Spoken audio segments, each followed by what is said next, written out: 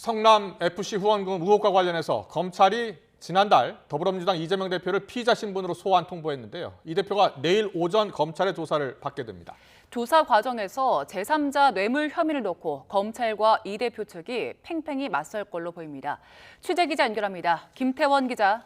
네, 사회일보입니다. 네, 민주당 이재명 대표가 내일 오전 검찰에 출석하는 거죠? 네, 이재명 대표는 내일 오전 10시 반 수원지방검찰청 성남지청에 출석합니다. 이 대표 측은 조사에 앞서 이 대표가 직접 검찰 수사와 관련해 필요한 이야기를 할 것이라고 밝혔습니다. 민주당 지도부도 이 대표와 동행할 예정입니다.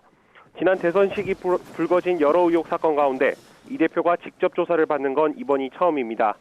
그런 만큼 이 대표는 지난 주말 모든 일정을 비우고 검찰 수사에 대비했고 검찰 역시 질문지를 다듬으면서 조사에 만전을 기한 것으로 전해졌습니다.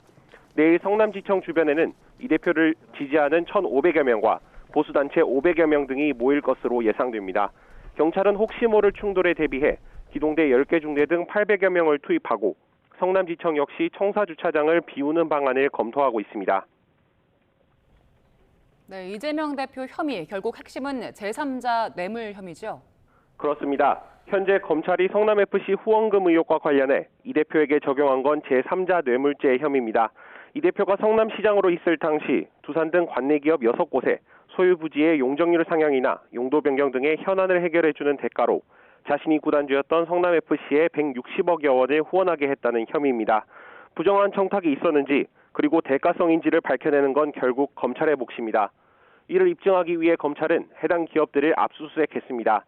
검찰은 이 대표가 자신의 목표를 위해 기업들에게 후원을 요구했던 것으로 의심하고 있습니다. 앞서 재판에 넘긴 성남시 실무자 공소장에도 이 대표가 정치적 약속을 지키기 위해 기업들과 접촉해 성남FC 운영 자금을 받아내려 했다고 적시했습니다.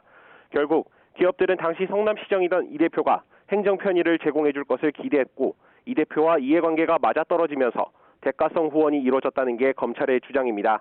이 대표는 이 같은 검찰 논리에 대해 여러 차례 공개적으로 반박해왔습니다.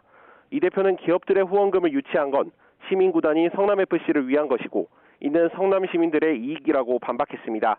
결국 공익을 위한 결정이 공정성과 청렴성을 해쳤다고 보기는 어려워 부정한 청탁이 아니라는 게 이 대표의 주장입니다. 이렇게 양측 입장이 정면으로 맞부딪히는 만큼 내일 조사도 장시간 이뤄질 것으로 보입니다. 지금까지 사회일보에서 전해드렸습니다.